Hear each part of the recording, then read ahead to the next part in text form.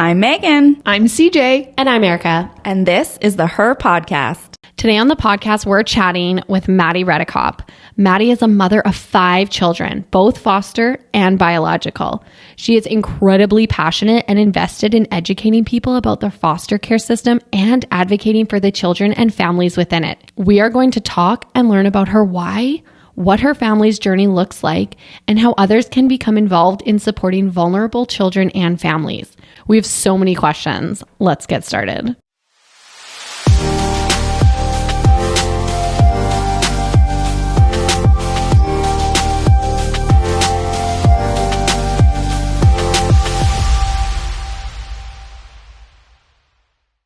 Awesome. Well, I drove past your house that you're building this morning. Oh, fun. I like pointing out every time we go by. I'm like, that's where Maddy lives. That's where Maddy lives. One day.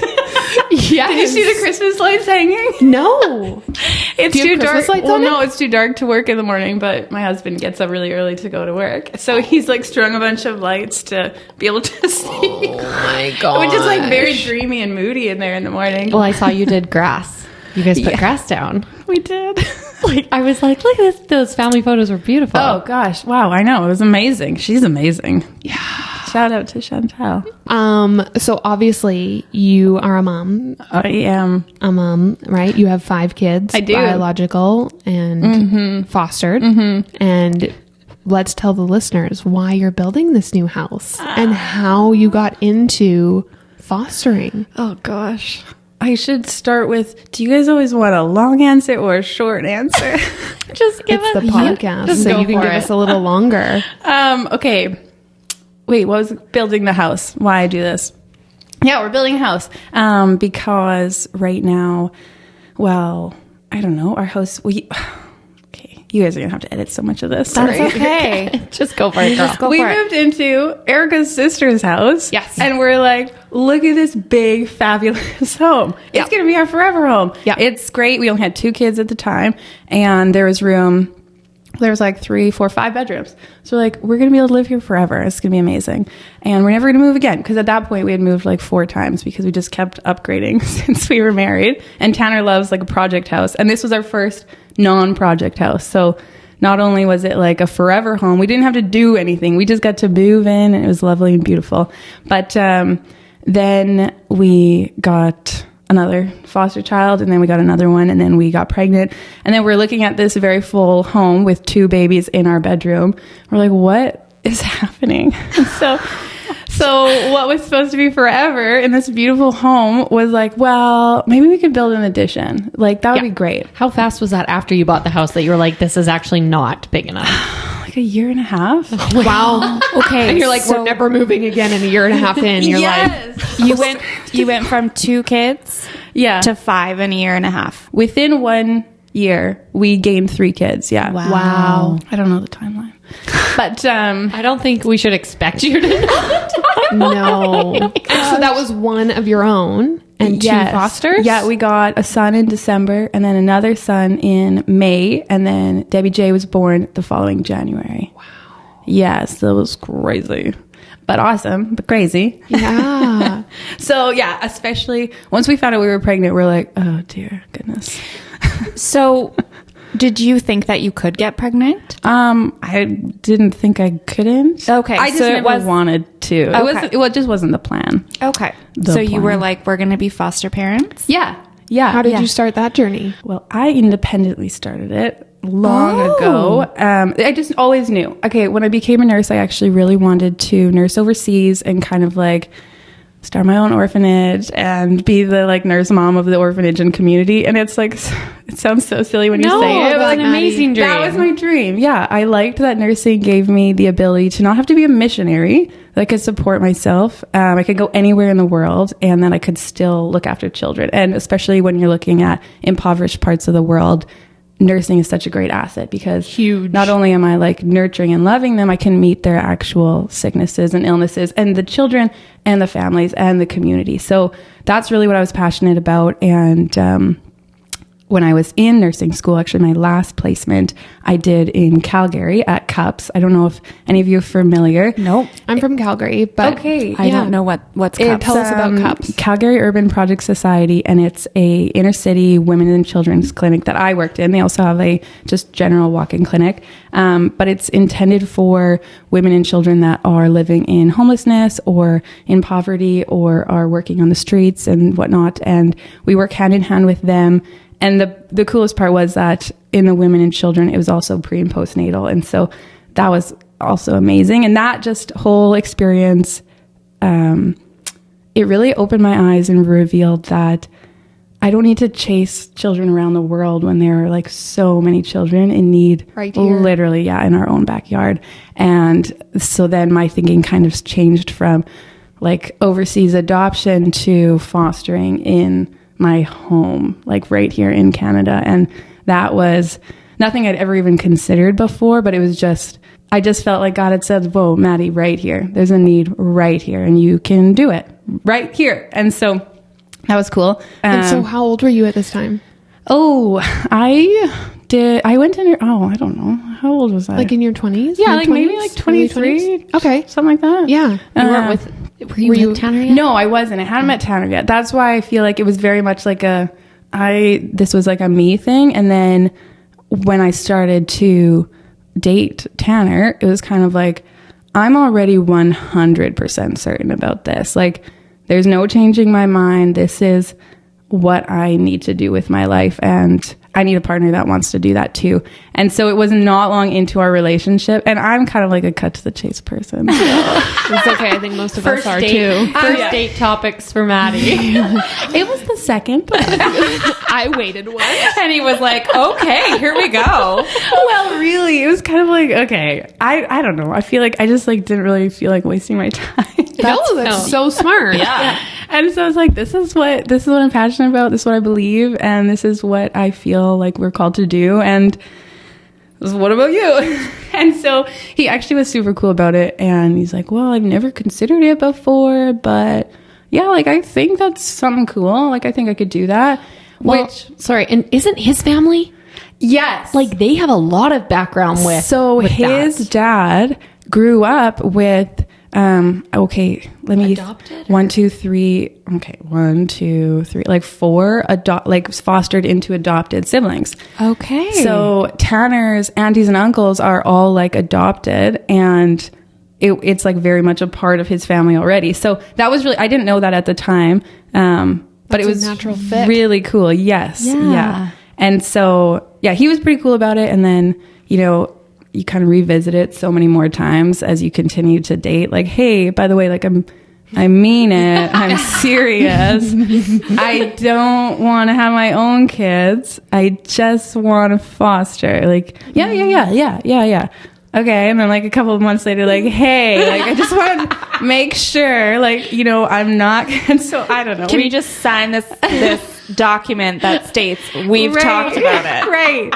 Because I don't want it to be something where it's like I was unclear, and I don't want him to think that it was just something he said or agreed to, offhandedly because we're in this new relationship, or like, I think that's cool. I want to be for it too. But like, no, do you really know what that means? And because I'd already thought of it. I've already established that, yes. So he was very for it. And then, and then we got married, and then, so much backstory, but my home church, we always do a summer outreach in a, little community called Punachai, and around Punachai there are 4 reserves, and so that's why we do our little DVBS there, is to kind of the town itself has a bunch of different people in it, but a lot of the community is waiting for placement to get on their reserve. So there's a lot of Indigenous families and children right in the town, as well as in the reserves around the town.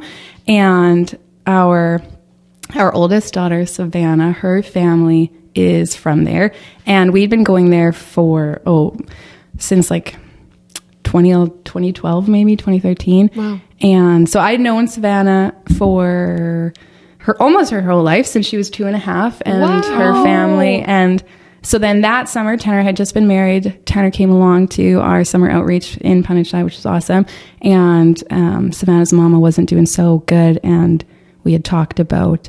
I actually tried to get her to come to Prairie Hope, which is that rehab center by Hague. Correct. And she wasn't quite at a place that she was willing to yet. And talks about the kids being apprehended was already present in summertime. And so we just tried to be a support to her. We asked if she and the kids wanted to come live with us. But she, like I said, she wasn't at a place for help yet. And pause, like, how long have you been married? Like, you haven't even 3 hit a days. year.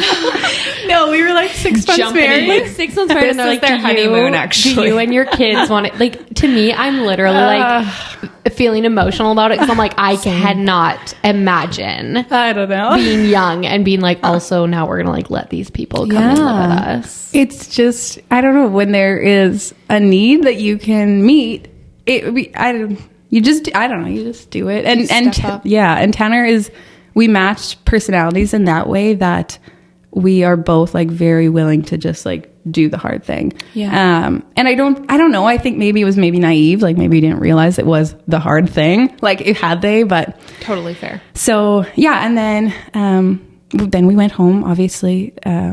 We couldn't do anything at that point, but we had found out about 2 weeks later that the kids were apprehended. And then now I was working nights at this point, in Prince Albert, which is an hour from home. And so even like our lives were kind of a gong show. And when we found out, then it was like this rigmarole from September to December of trying to call basically every social worker in the province, trying to find which group home they've been placed in, because we knew that they weren't with family. And so it was just trying to find them. And I think when I started calling, I don't know what the goal was. I think it was just, let's just find where they are. Like these 2 children that like I've known Savannah forever. Jamarcus had just been born. He was 4 months old at the time. Oh. And Sorry, can I ask, was the mom, because she was kind of like a friend to you. Yes. Had she been like, I don't know where they are and I want to know, and that's what spurred it on? Or were you like, I alone want to know where they are? I did talk to her, and she didn't know where they were, but also she just wasn't in a place to care. Yeah. And so that's why I don't remember what our motive. I don't think they were, let's find them and bring them home. I think it was, let's find them, let's visit them. You know, if they're in a home, let's go see them. Yeah. Let's get together with mom and the kids. Like, how can we support them? What can we do for them? These are people that we actually know, that like we have deep relation. At least for me, I have deep relationship with them, their cookum, their community. And so it just seemed like we need to find them. They're in a group home. That's so sad. This newborn baby, this little girl. So, it was like I'd sleep for the day and then I'd miss like 4 phone calls. And I'm like, oh, okay, I got to call them back, but it would be evening. And then, so just like went for so long, phone tag. And then be like, oh, who's calling? I'm like, well, like I'm a friend and I know them. Oh, well, I can't give you any information. And then it was like, so then I had to learn. My sister worked really closely with social services at the time, so I had to learn like the right verbiage to get people to actually talk to me. Right. And so that helped, but it was like, okay, call this department. Okay, well, I called them last week, but I'll try again. And then you call them and then they said, no, those people told me to call you. And so it was just like, so frustrating. I'm like, I don't, so, but eventually there was one day where I got a call back and I was awake. And she's like, oh my gosh, I am the caseworker for these kids. I know who you're talking about.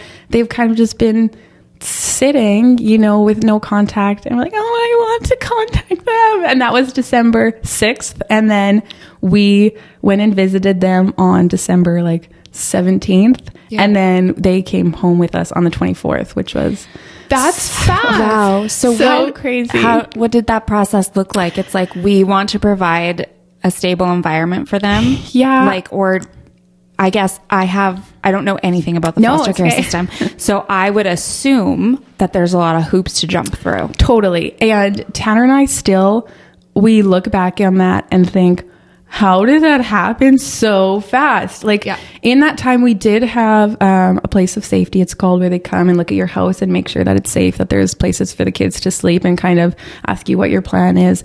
But we got our criminal records checks, and then that was it, which I don't think it typically happens that way. Even that, I think that they just saw that there's a place for these kids. We want to get them there for Christmas time. Because originally we were going to take them home after Christmas, and then we had found out that they were just going to sit in their group home, and they would be the only 2 in their group home. There was 4 other kids at the time, and they all were going with family, so they all had connections that they would sometimes visit with, and except for Jamarki and Savannah. And so when we found that out, we're like, well, they don't have to spend Christmas alone. Like, it's not too fast for us. If you guys want to send them, like, we're willing to take them whenever. So they had a visit with their mom Christmas Eve on the 24th. And then that night after that, they dropped them off at our place at like 10 o'clock at night. It was so crazy. At night. Yeah. Oh my goodness. Yeah. And then that was that. It was just crazy. And you guys had not been married a year. No, it was not quite our 1 year. And you have these 2 babies now, because 2 is still a baby. Yeah. Well, and how old were they again? Well, no, okay, so Savannah was 8. Oh, okay. Yes, Sorry. You've known her since she was 2. Yes. So Silly. so years have passed, Yes. and Jamarki was just born, and he was at that point almost 8 months, or just over 8 months. He was so cute. Oh, gosh. I mean, he's still precious I and beautiful, know. but I just remember at church he was just He so was cute.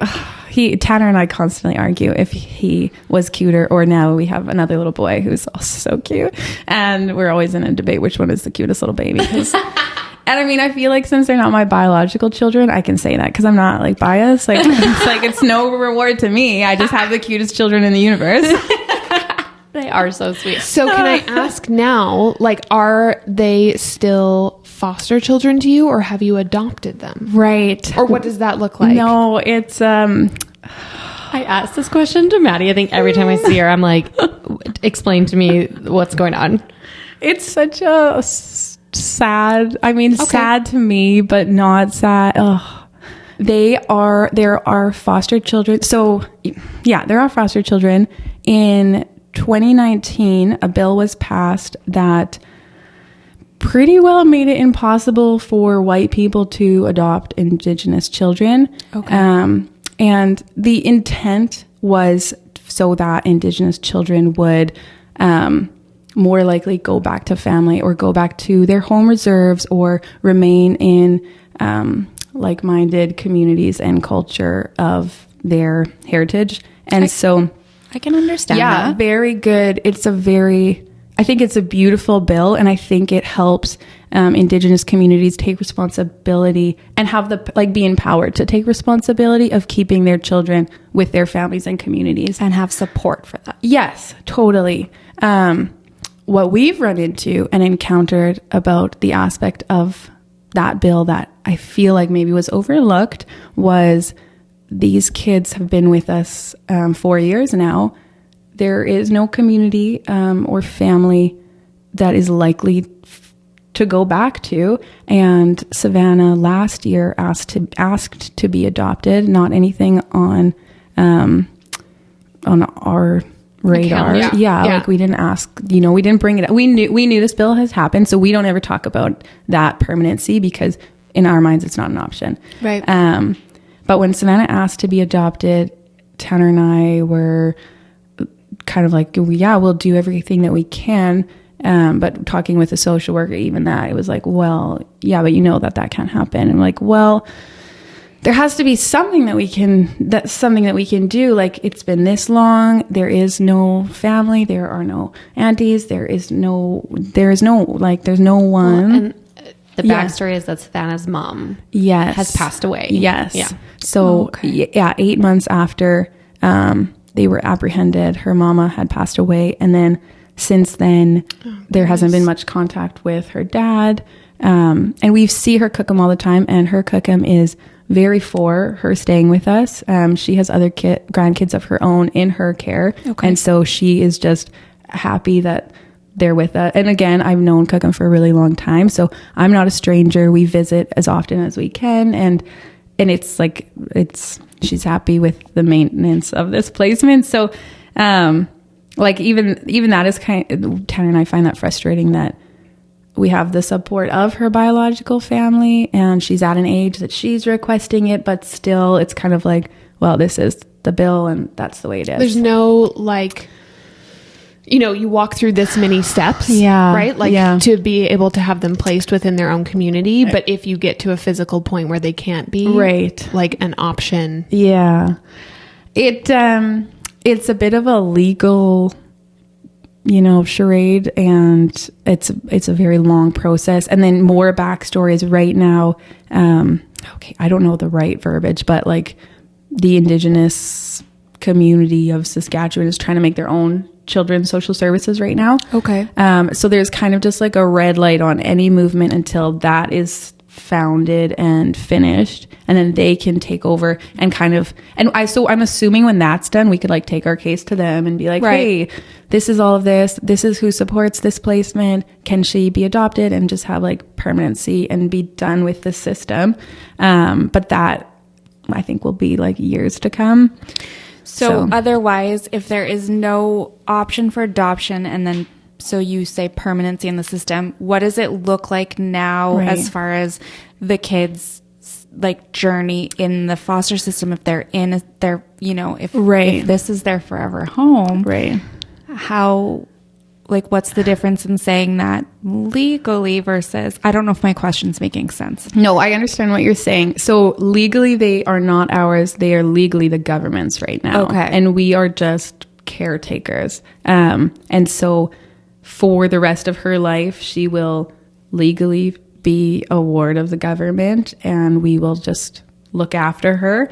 And could you adopt her when she's like 18? You could, like, even, you know, right? And so that's something like somebody said, well, you could, when she's older, you could request a name change, and all of that is not bad, but that's not the purpose. Like for her, I think she is seeking adoption because she wants to be normal. She doesn't want to be a foster kid. She doesn't want to have to explain who Maddy and Tanner is. I think it would give her the freedom to just kind of settle, say, this is my home. Well, isn't that what all children want? Is to know where, you know, their home is, right? And whether the words mom and dad are used, but to have a place of permanency, right, is how I think.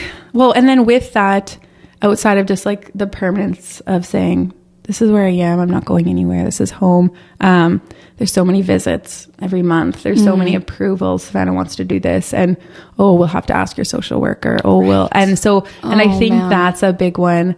When she had first said this, we had asked her, you know, what makes you want to be adopted? What do you think will be different? Like where did that come from, kind of? And she hadn't seen her dad for a very long time. And so it was a little bit of, I don't think my dad is coming back. I don't think we're going to ever go to him again. Which that is a different, you know, aspect of challenge, just to like look at this little girl kind of coming to those conclusions on her own. And you don't want to confirm them, but you don't want to lie to her. And where's the balance of how to navigate that in the maturity that she's at, which is sad and difficult. But after she talked about her dad a little bit, then it was, and I don't want to have worker visits anymore. I don't want to miss school so that they can come and check up on me and this and that. And even that, like it's so little, and it's like a once a month visit, and it's the odd time where we need their approval to do this or that. But it's still noticeable in her life. It is for her. Yeah, it is. It's still a big deal for her. And, it impacts her, and it impacts how she sees herself, whether as adults, we don't, like, it's such a minor thing. It's not a minor thing to her. So that is, and then that will just be what it is for the rest of their life. Like our other son, he has been in the system his whole life since he was like 2 months old, and he's been in 16 different placements, and this will just be his whole life, you know. And this is not her brother. This is actually it's their cousin. Okay. So is he from the same community that the by like in terms of birth, yes, like their cookum is the same, but because he was apprehended so young and has kind of jumped around the system his whole life, he actually didn't know much of his family. So we went down there to see cookum and the cousins and aunties and uncles, and it was his kind of first time meeting a lot of them, which was really cool because I feel like we got to be part of like, reunification in a different way, but like, this is your family and you haven't got an opportunity to know them. And with us, not only do you get to know your cousins in our household, but you get to like be involved in like where you came from. So we think that's pretty cool. But, well, I have a question. Like, obviously when you're in the, and again, I'm like naive to some of this maybe, but I'm like, when you're in the foster care system, like you're talking about, he's been through 16 different homes, right? Yeah. And I'm like, what happens? And obviously it's probably a variation of things for someone to jump through that many homes. But now, you're saying, right? Like some of the ones that you've had for like 4 years or longer now at this point, right?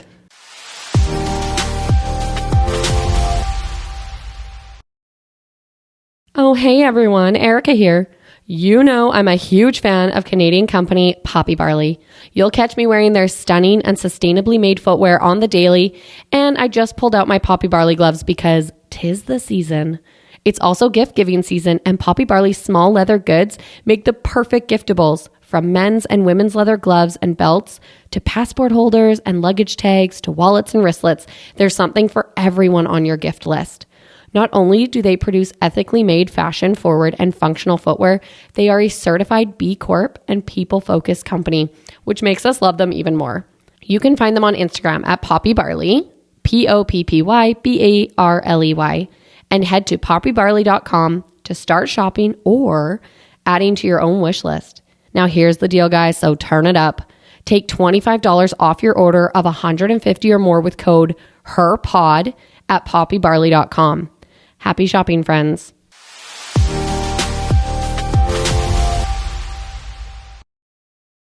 Yeah, it is. I was thinking of that when I was driving in today. Just like, it's so, I can't speak on behalf of all of those placements. Correct. But we know that some of them he had to move because of life circumstances for the caregivers. They got a new job elsewhere, or something happened and it was an unfortunate circumstance. And then he was placed elsewhere. And we know that some of those placements were just a result of the caregiver saying, I don't want you anymore. You're too much. You're too challenging. Sorry, you'll have to go. If you learn to be better at this or this or this, you can come back. And wow, as a child to hear those things, the weight of that. Yeah. At a young age. Yeah, when he came, he was 8. And we know that he spent almost 2 years on and off with one caregiver. And then, the 6 years prior to that would have been, 13, 14 different between group homes and placements and this and that. And so my heart is always so heavy when I think of like those 8 years that are so fragile and so impactful to who you're going to be. And now for him to come into our home, and when they called us and asked, they were very clear, like, we need a yes, not for today, but like forever. Like, this is enough for this guy. Wow. No more moving. Yeah. No more giving him back. And they didn't say that, but that was kind of the gist. And Tanner and I are obviously like, no, we don't say yes temporarily. And there may be a situation in the future that we have not encountered yet, but no, our yes is forever. Because just like you could have a biological child that could test every single part of you and make you want to pull all your hair out. Well, yeah, you could have a foster kid like that too, but you don't get to give them back when they're your own. And changing that perspective, and I don't know, other foster parents may disagree, but like, removing that idea that this is my foster kid. No, this is my child now. You have entered my home. You are sleeping in a bed, you're laying out your stuff, and we're settling in. And that's what Tanner and I are really passionate about, is just, this is home. And if there's somewhere else for you to go, then go back to your first family. Yes. And find home again. But until then, we want you to feel 100% belonging in this home. And for him, well, he's never had that in his whole life. Every single place has been temporary. And now we're just two more strangers saying, no, we're not going to give you back this is going to be home. Well, that means absolutely nothing to him. Is this a fear for him that he like talks about with you, or has he settled in? No, it is. We play the long game, the very, very long game.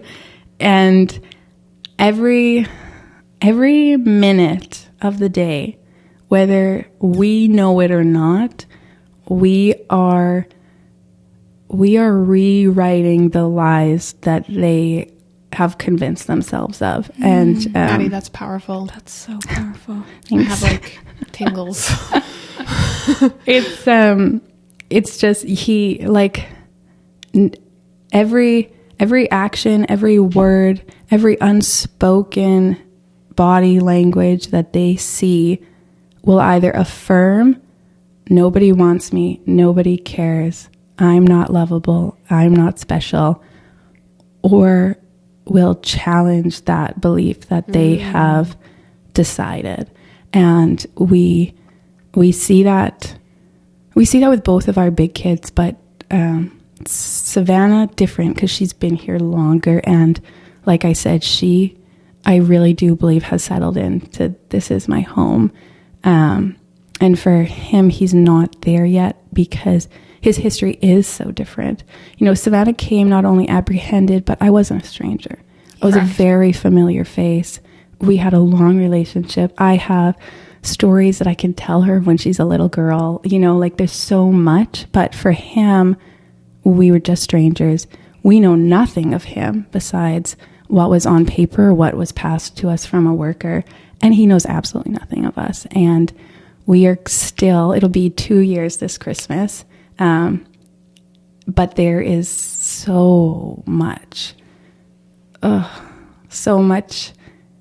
damage and hardship that we may fight to convince him of the truths that he is loved and that we do care and that we aren't giving him back and that we're here forever and we're going to keep trying again and again and again. And that may take until he's an adult for him to actually believe that, but we're going to do it every moment. But it is challenging because in the heart, his immediate response in any difficulty is a lash out to how he's stupid, everybody hates him, nobody loves him, nobody could love him.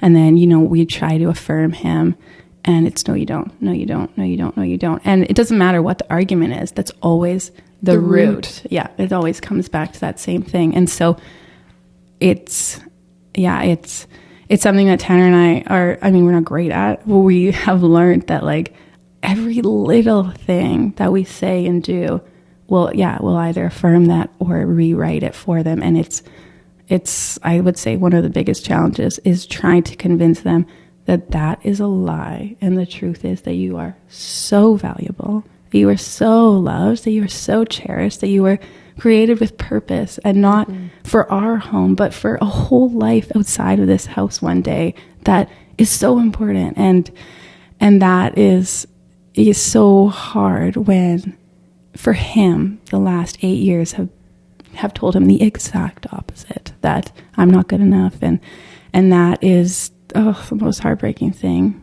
in the world, but also like it's what like stirs us on to not quit, because you can't, when you know that, and that there's so many other kids out there that feel that every day, how can we stop? How can we not keep going? How can we not take in more if we have the capacity to take in more? Because we are then choosing our own comforts at the cost of their life, their little souls. And that's all that matters. Everyone has an excuse of why they can't. And I'm not that excuse, No, we know what you're saying. Yeah. But it's just, at some point, I don't know, Tanner and I hope to always challenge people to just, outside of your comforts, there is something so much greater that you could do, and it's going to be hard, but it will literally be life-changing. Like, there are little souls out there that have absolutely nothing and no one, and you could change that, and you could bring them life simply by allowing them in your home and giving them a hug and telling them that you love them every morning. And they might spit in your face every morning. Oh, no. So like you're navigating a lot of layers of trauma for a lot of different children. Right. One of your Instagram posts, you spoke about one of your little ones spending the first 2.5 months in the hospital. Yeah. And how that now affects his sleeping. Yeah. So I think that I read that and I went, oh my goodness. You know, why would we consider that would impact something? But of course it does. Right.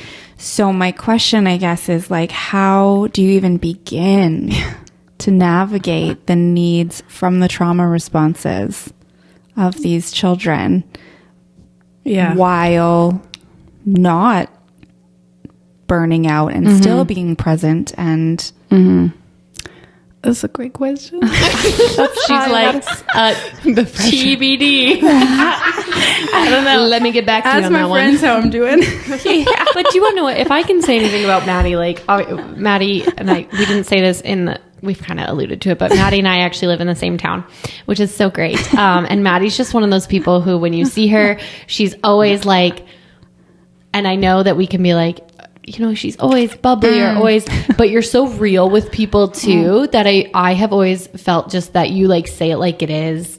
And there's no like, and maybe you're going to be like, no, I'm not telling you anything, but like, I always feel like I'm getting the real you. Right. And even though you're like, this is hard, you're like, but this is like obviously a purpose for you. And I think you're just an amazing person. And you're like, I don't know how I'm doing, but it's like, I think an outside perspective is like someone that is, I don't know what I'm trying to say. Just, I don't want to say thriving because I don't. No, I appreciate I can't speak thriving onto you, but I'm like, you just. But she's living in her calling. Yes. Right. And her so I purpose. think, yes. Right. So And even though there's it's something, hard and there's suffering, it's like you in your core know what you are meant to do and carry out and carry your cross if we can. Thank you very much. Right. Totally. Yeah.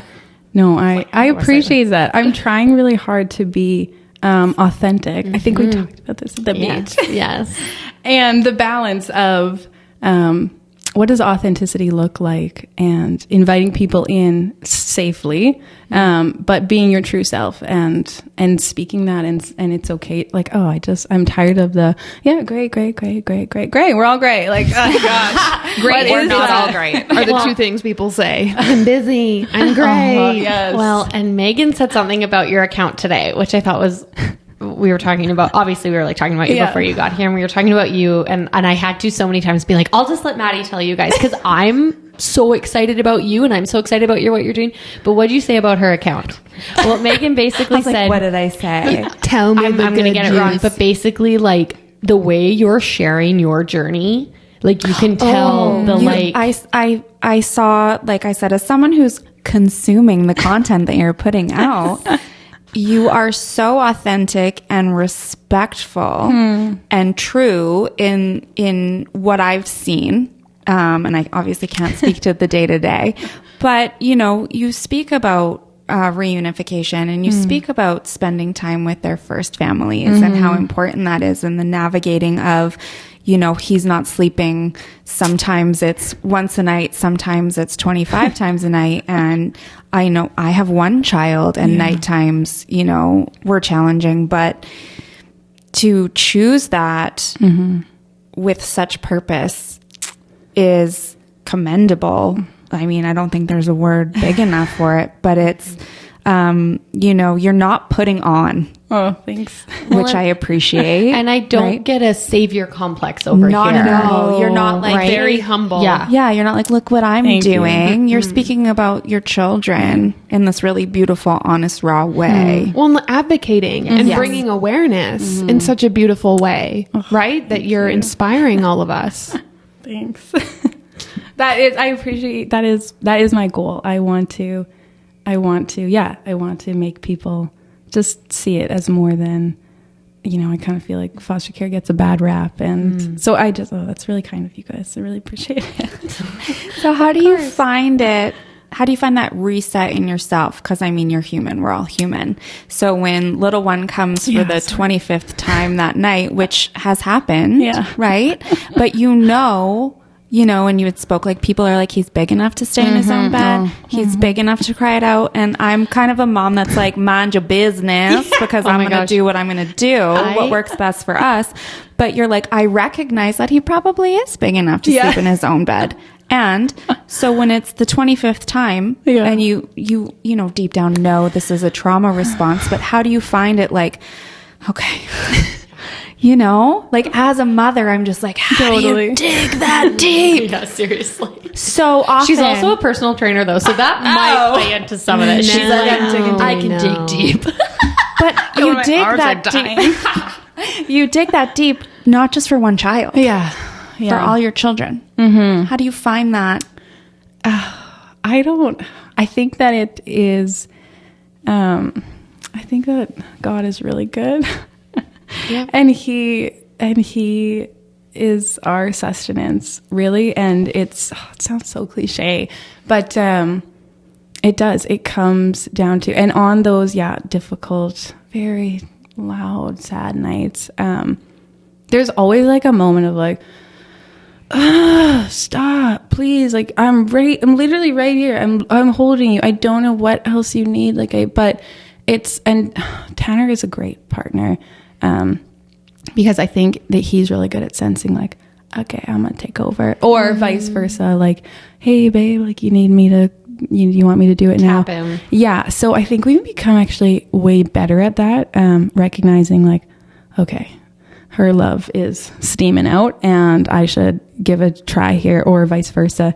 But it is just like the constant, you have to be able to reset and remember, okay, there is an unmet need here and I don't know what it is, and you're too small to tell me what it is.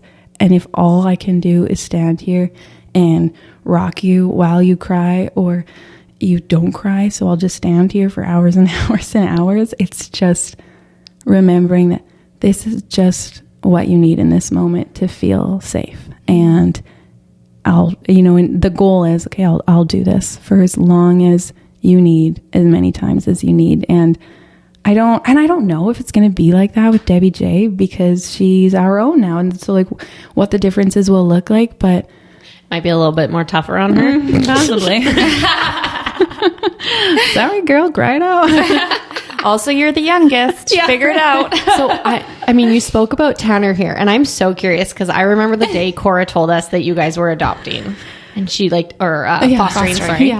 She like told Nick and I, and I was like, whoa, like I was like, that's intense. That's great. But I'm so curious on your guys' relationship and your marriage, because I'm like, I mean, I have children rock the boat. Let me tell you. Yes, they do. There is nothing quite like, and I mean, we had Nate 4 months after we were married. So we were definitely thrown into like parenthood. Not the same thing though, really not.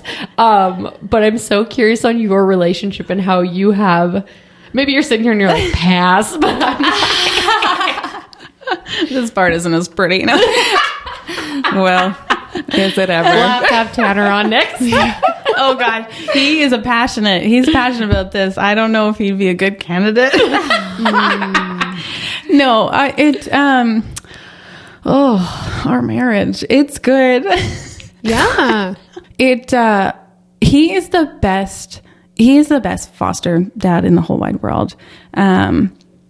I mean, I'm sure there's lots of good ones, but you know, but he is. But they're not here, so we're giving the award to Tanner. Yeah, pump his tires. He's your husband. Yeah. Absolutely. Yes. He committed from the beginning and like genuinely loves the kids so much and is so good, and he's so patient. Like I couldn't say enough good things. Like he works a ton, and he's building you a house. Yeah, he is building us a house. Yes. He's like building the house. Yes. Yeah. Okay. Yes. But I don't know. Like on top of his job. Well, he's put the job on hold right now. Okay. Well, you were saying like early in the morning with the twinkle Christmas lights, and so I'm like he's like up before hammering over by the twinkle lights to make sure. Sounds workshop up in time.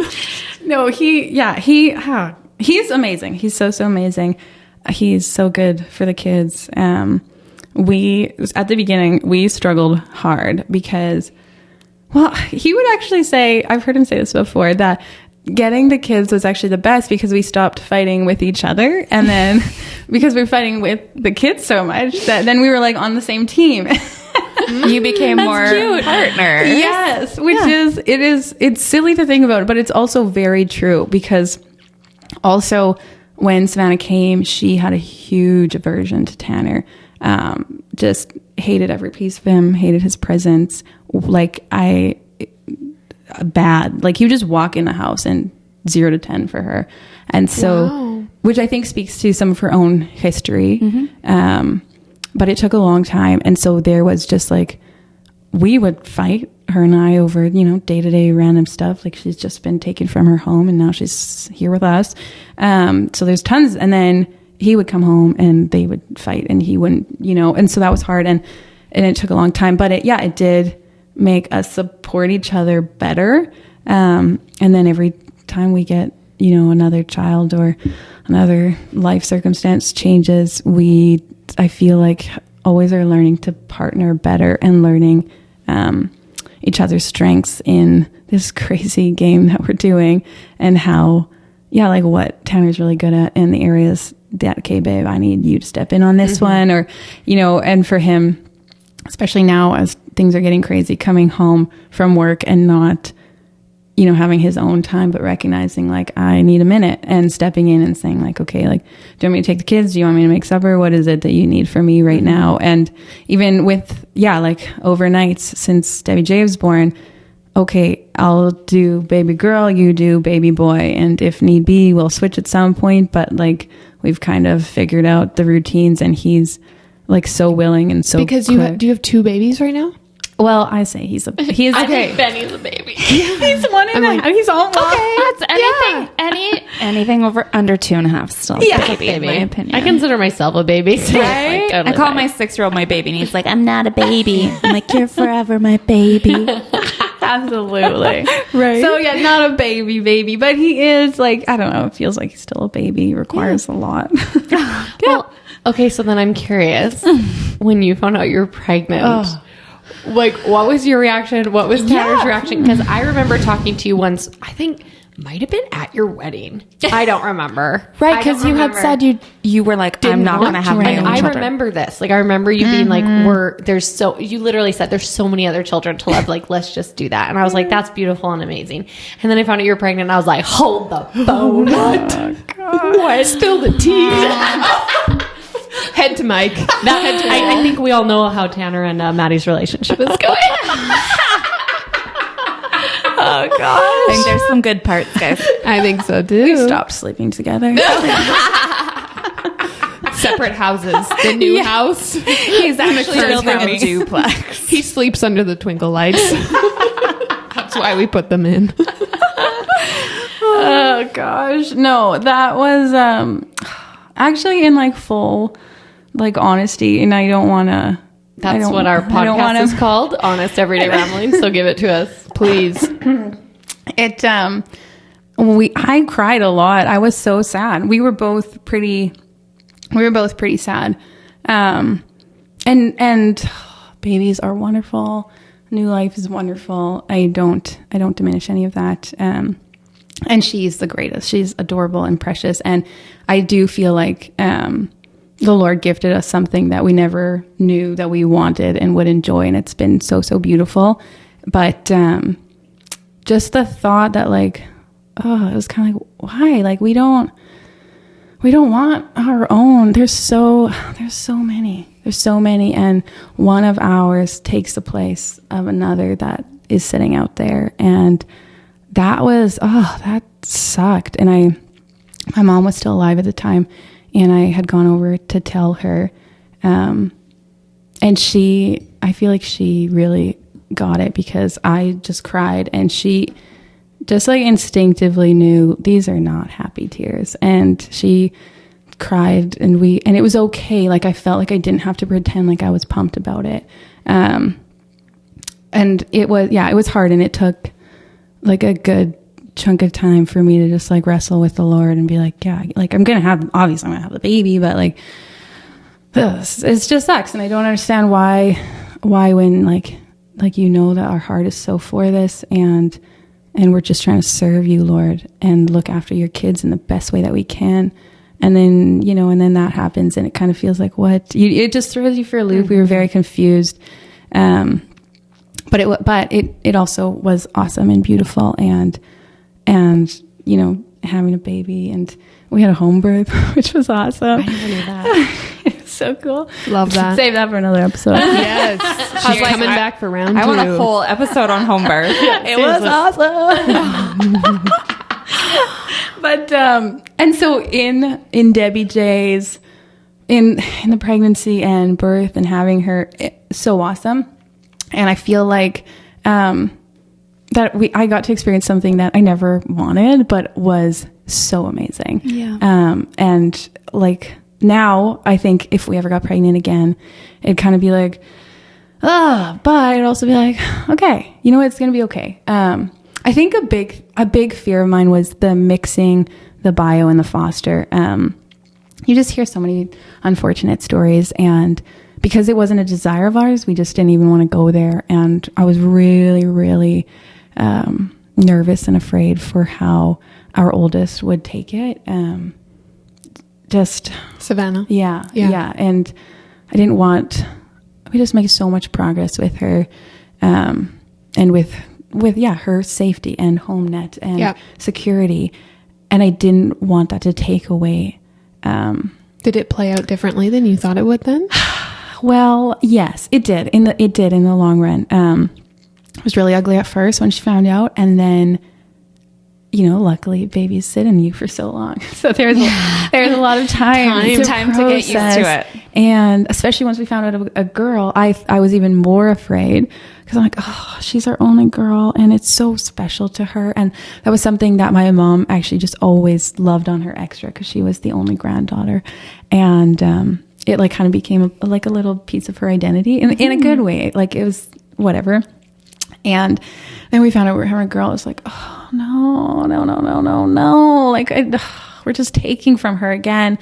Right. But she was the first person that we told. We let her open the little envelope before we even got home, and she was so excited actually. And I think it was like it appeared so genuine, and she started listing off how they could wear matching clothes and she could do her hair, and having a little sister will be different than having a little brother because she's just gonna get me and she won't like come in my room when I don't want her to. And it was just like so honest and so sweet and pure, and you know what, she felt so safe in your house that she felt like maybe she felt like she was adding to her family, like you were adding to her family. So it was very much her little sister. So that was such a blessing and such a gift. And Savannah loves babies already. And so she's amazing and absolutely adores Debbie J. And I try to be very intentional that it's an us thing, us 3 girls. Yeah. We're doing this together. We're a team together. It's not me and my new little baby. It's the 3 of us. Good. Because I want her to always look back on this time and never feel like I wasn't a part of that. I was just the oldest. I was just this other daughter, maybe, so we tried, but she took it really well and it was awesome. I don't want to wrap it up because I literally chat your ears off. I have so much more I want to talk to you about, so you have to say you'll come back again. Yeah, seriously. But we're gonna wrap it up with the question that we ask all of our guests at the end, which is, can you share one thing with us that you're just currently loving or obsessed with? Yes, I thought about this ahead of time. Luckily. Oh, because you listened to the episode. So you're sneaky. People should now just know, if they come on our podcast and they don't know we've asked that question, we're like, you're not listening. Maddy, you're not a true fan. Something. Maddie did her homework. Oh, we love you, Maddie. Thanks. Okay. I thought about this last night. I'm like, what am I obsessed with? What do I love right now? I don't listen or read very often, but I am listening to the book Famous at Home, and I totally love it. They're kind of annoying to listen to, so read it if you can. But I love the honesty. Yeah, Especially on our podcast. I hope we're not annoying. Sorry to your ears if we are. Too little, too late.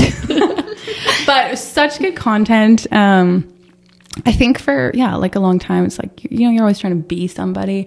I don't want to be somebody. I want to be somebody to my kids. And that's kind of what the book is about. And making you famous at home, nowhere else. I love that. It was good. It makes it easier. Like if I never nurse again, it's going to be okay. Cause it doesn't matter what kind of nurse I am. And if I never go back to the gym again, it's going to be okay. Cause that doesn't matter. What matters is that when I come home, that those people see me and feel, this is my home. That's my mom. This, she'll do anything, whatever. So, it's really good. I would highly recommend it. Even if you don't have kids, just that idea of like, there's more important things to be important about. So I really love that. And then actually, like you talked about, I'm obsessed with rocking my kids to sleep and loving it. Aww. I think that it's something that I'm trying to get away from. This is a chore because I have to do this, this, and this, and this. And I got really good at nap time or bedtime for Debbie J, Benny, and Jamarcus at the same time, where I'd like kind of like sit between the boys' two beds with like my foot over Benny's like opening to his bed so he couldn't escape, and like Debbie J in my arm, and then my other arm like on Jamarcus so he like stops sitting up, and then he just kind of like puts them all to sleep that way. Oh my gosh, the talent! You need to take a picture of that. That is wild. That is momming, guys. Mom. Yes. I'm like, okay, we can do it, but I'm trying to like, no, I want to put them to bed individually or nap individually so that you get that like 30 minutes. But there's only some days it works that way because whatever. But I am loving sitting in the stillness with them. And so, my gosh, that's so beautiful, Maddie. You've inspired us all. Like, thank you so much for being so open and honest and sharing your story with us. I feel like I didn't share that much touched. about foster care. Oh my gosh. That's what we talked about the whole time. I guess. I literally feel like We'll have you for part 2. But you also need to let our listeners know where they can find you if they'd like to connect with you. I'm on Instagram at Mama Maddy. There's a period in between. You can find it on their Instagram. Amazing. We will link Search the followers. No, sorry, I don't have any discount codes. Just a lot of love. But babysitting opportunities abundant. I do have that. And the other thing is if anyone's interested in foster care, is there a resource that they can connect with to be able to look up and, find more information or something that's been helpful to you as you got in on your journey, or someone wants to? That's a great question. Yeah, because if you go online, you do the sign up, I don't know, it's kind of like fluffy hunky-dory stuff.